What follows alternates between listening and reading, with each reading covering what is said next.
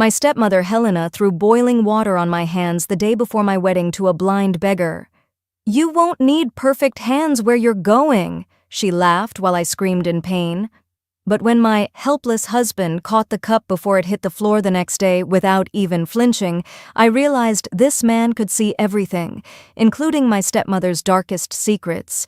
What I'm about to tell you will make your blood boil and then warm your heart.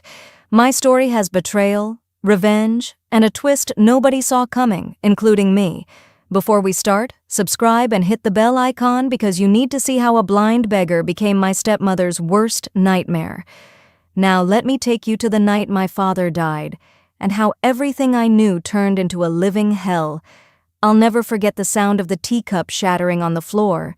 It was a Tuesday evening and my father had just finished dinner. Helena, my stepmother, had made him his favorite chamomile tea. She always made his evening tea. Always. I was in the kitchen washing dishes when I heard the crash, then a heavy thud that made the chandelier shake. By the time I ran to the living room, my father was on the floor, convulsing. His lips were turning blue and foam gathered at the corners of his mouth. Helena stood over him, her face a perfect mask of shock. "Call an ambulance," she screamed, but her hands didn't reach for her phone. They stayed perfectly still at her sides. I grabbed my phone with shaking hands and dialed.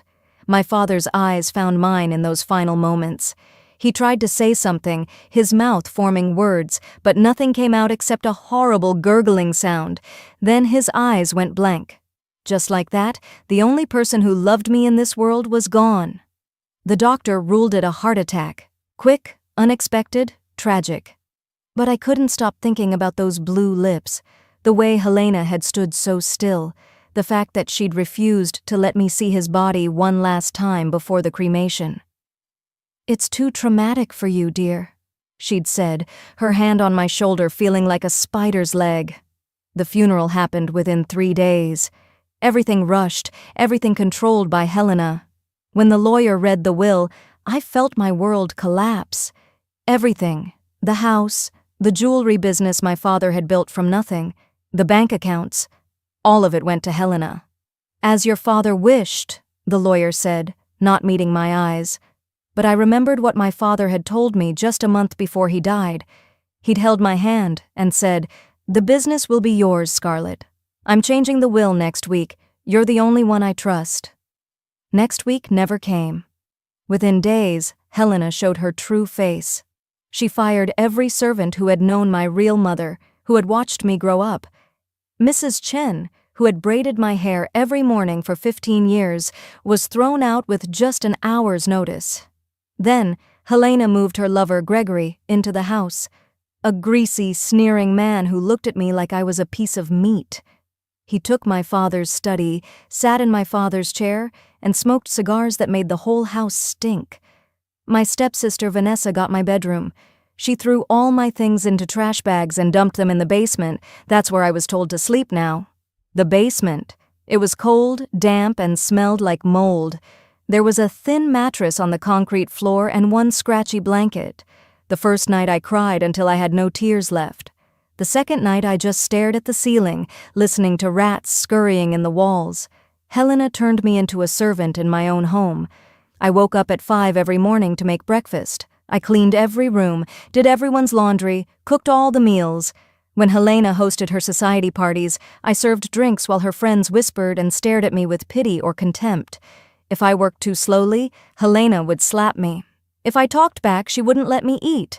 Vanessa loved to pour her juice on my head during breakfast just to watch me clean it up. They treated me like I was less than human. One night, I found my mother's locket. It was the only thing I had left from her. A silver heart-shaped locket with a tiny photo of her inside. I'd hidden it in an air vent in my old bedroom months ago, knowing Helena would try to take it. But when I snuck upstairs to retrieve it, I saw Vanessa wearing it at one of Helena's parties, my mother's locket, around her spoiled, cruel neck. I walked up to her, trying to be calm. "Vanessa, that's mine. Please give it back." She looked at me like I was a cockroach. "Finders keepers?" she laughed, and her friends laughed with her. I reached for it, my hand trembling. That's when Helena appeared. The belt hit my back so hard I fell to my knees. Then again, and again. Helena beat me in front of 30 people, lawyers, businessmen, society wives, and not one of them said a word. They just watched, uncomfortable but silent. Because Helena was powerful now, she controlled millions. Nobody wanted to be on her bad side. Vanessa filmed the whole thing on her phone, posting it online with the caption, "Our charity case forgets her place." I spent that night in the basement with cracked ribs and bruises covering my back, crying into my thin pillow. 2 weeks later, I woke up to Helena and Vanessa standing over my mattress. It was 3 a.m. "Get up," Helena said. She was holding a trash bag full of my mother's photos, pictures I'd managed to hide. Before I could move, she pulled out a lighter and set them on fire right there in the basement. I watched my mother's face curl and blacken. "No!" I screamed, reaching for them, but Gregory grabbed me from behind, holding me back. "Here's what's going to happen," Helena said, her voice cold and businesslike. "You're going to get married. I've found you a husband, a nice blind beggar I met in the slum district. You'll marry him tomorrow, and then you'll leave this house forever." I couldn't breathe. "You can't force me to marry someone," I whispered. Helena smiled, pulling out a velvet pouch. She poured expensive jewelry onto the floor, pieces from my father's store. "I planted these in your basement room, all reported stolen. I have a police report ready to file. You can marry who I choose, or you can go to prison for theft. Your choice." I looked at Vanessa, hoping for some shred of humanity. She just smiled and took a selfie with the burning photos in the background. "Prison or wedding?" Helena asked. "You have 1 hour to decide." They brought him to me in the garden. His name was Ethan. He wore clothes that looked like they'd been pulled from a dumpster, and his eyes were clouded with a milky film. He carried a white cane and moved hesitantly, but when he sat down next to me on the bench, something felt off. His posture was too straight, too confident. His hands were clean, his nails trimmed, and when he spoke, his voice was educated, refined. "I'm sorry you're in this situation," he said quietly. "Your stepmother paid me $5,000 to marry you. I needed the money. I'm sorry." I should have been angry, but I was just tired. Tired of fighting, tired of pain. "It's not your fault," I said. "She's a monster." We sat in silence for a moment. Then I noticed something strange. His teeth were perfect, straight, white, expensive dental work. How does a homeless beggar afford that? The wedding was the next day at the courthouse. Helena invited 50 of her society friends to witness what she called the charity case's downfall. She forced me to wear a stained dress that smelled like mothballs. Vanessa accidentally stepped on the wedding certificate as we signed it, smearing dirt across our names. During the vows, Helena leaned close and whispered, "Your father would be so ashamed of what you've become." I felt Ethan's hand squeeze mine. His grip was strong, not weak, not helpless at all. After the ceremony, Helena threw us out, literally. She had Gregory toss our things into the street. "Don't come back," she said. "The house is being sold. You're nothing now." She handed me $50. "Your inheritance. Make it last." I saw Gregory whisper something to Helena, something that made her nod with a cruel smile. Then I noticed Ethan's face. He didn't look scared. He looked almost amused. Ethan led me through the city streets, his cane tapping confidently. Too confidently. We ended up at a small house in a quiet neighborhood. "A charity organization helps me," he explained. But inside, nothing made sense. The furniture was simple, but it was high quality. The kitchen had an expensive coffee maker, organic foods. The bathroom had designer soaps and lotions. I looked at Ethan, really looked at him. How does a homeless man afford all this? He smiled, still wearing his dark glasses. "I'm very lucky, I suppose." That night I couldn't sleep. I heard Ethan talking on the phone in the next room. His voice was different, authoritative, commanding. "Yes, proceed with the acquisition. Buy the company through the Shell Corporation. I don't want anyone knowing it's me yet." I pressed my ear to the wall. What kind of blind beggar talks about acquiring companies? Over the next few days I started testing him. I'd leave things in his path, a book, a shoe, and he'd step over them perfectly without his cane even touching them. Once I knocked a glass off the counter. Ethan's hand shot out and caught it midair, then he froze, realizing his mistake. "Good reflexes," I said carefully. "Thank you," he replied, but I saw sweat on his forehead. A luxury car started parking outside our house each evening. The driver wore an expensive suit and would bow slightly when Ethan came out. They'd talk in low voices, and I'd watch from the window. I checked Ethan's medicine cabinet and found eye drops labeled for severe glaucoma and blindness. I Googled the medication. It didn't exist. The label was fake. The final test came on day 5. I left my wallet balanced on the edge of the coffee table while Ethan was reading a braille book. I watched from the doorway as he walked past, reached out, and nudged the wallet back to safety, all without his cane detecting it first. He could see perfectly. Meanwhile, Helena was having problems. She couldn't sell the house because my marriage certificate created a legal complication. Scarlett's name was still on some documents. Her lawyer told her she needed my signature or an annulment, so she showed up at our door, fury in her eyes. "How much money are you hiding?" she demanded, looking around at the nice house. "I know you stole from me." Ethan, still playing his role, stood up slowly. "I don't know what you mean, ma'am. We have nothing." Helena stepped closer, her face twisted with rage. "I will destroy both of you. You'll regret the day you were born." After she left, I saw Ethan smile. It wasn't a kind smile. It was cold, calculated, dangerous. That night I confronted him. "You can see. I know you can. Who are you, really?" Ethan was quiet for a long moment. Then he removed his dark glasses. His eyes were clear, sharp, intelligent. They looked at me with an intensity that made my breath catch. "You're right," he said. "I'm not blind, and I'm not a beggar." He pulled out a folder from a locked drawer. Inside were photos. Helena with a small vial.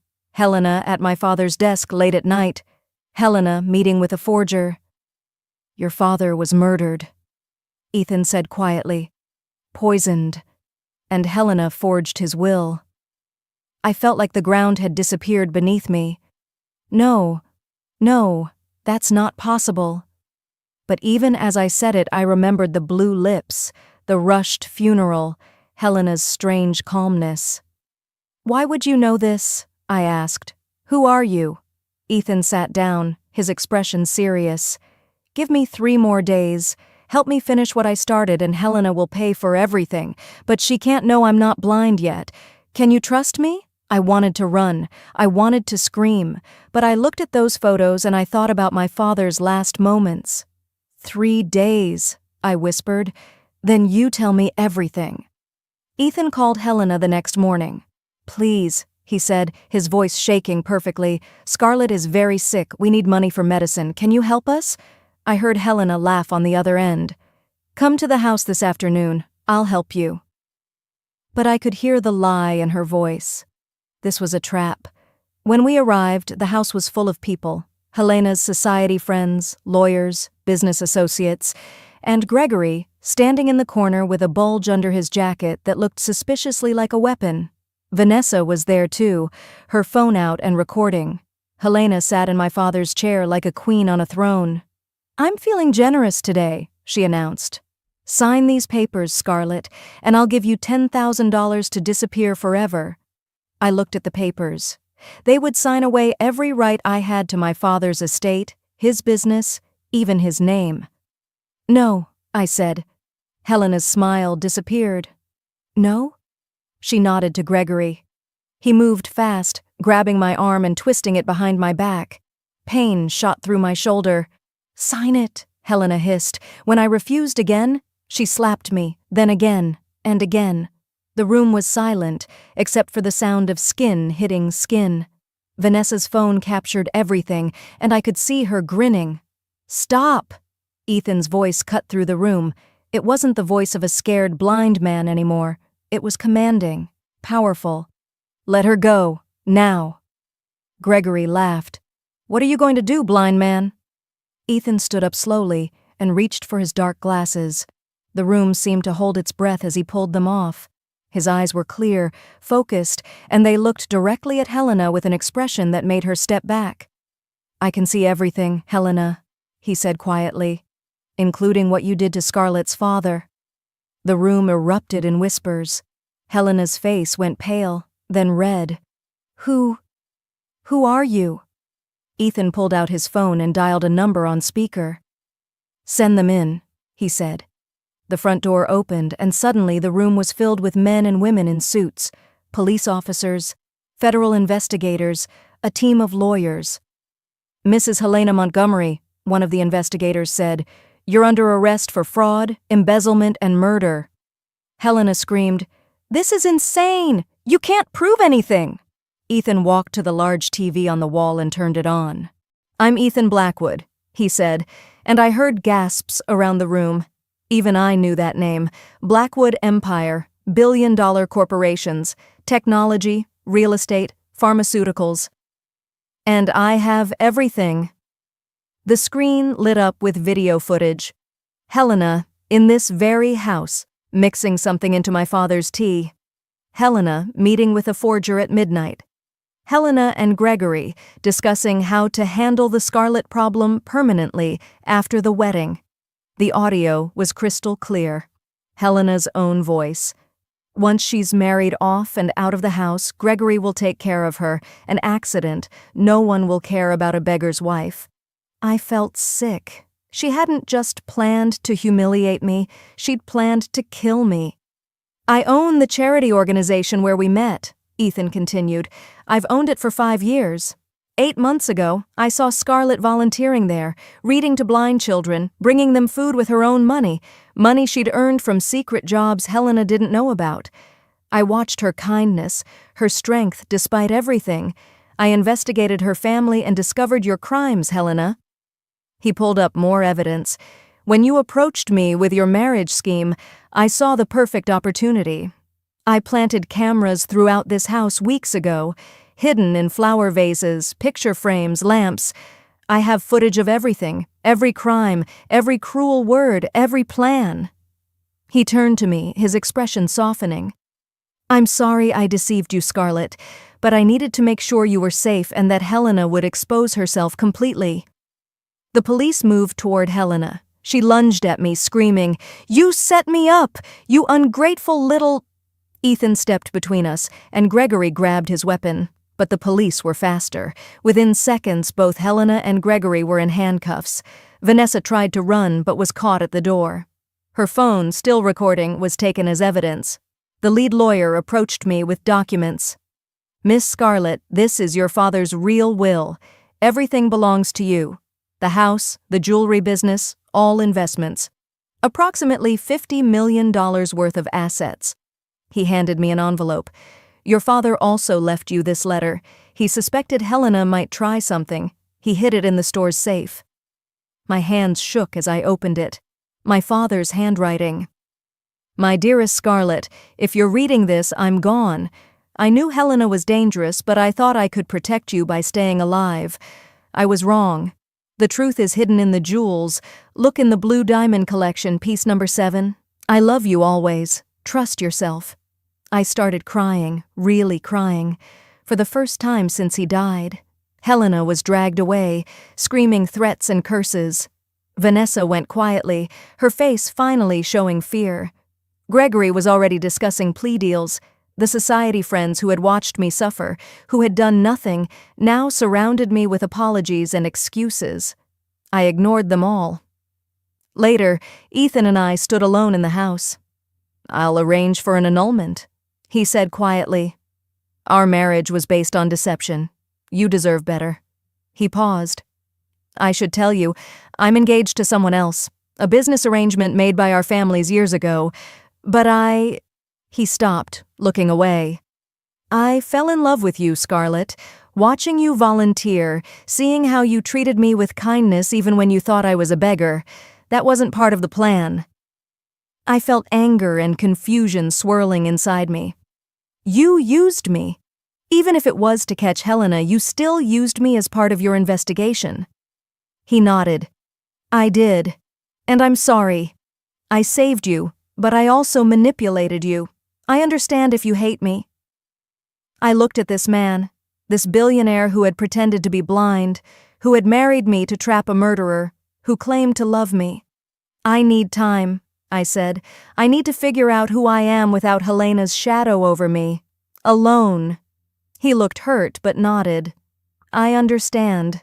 I walked out of that house and didn't look back.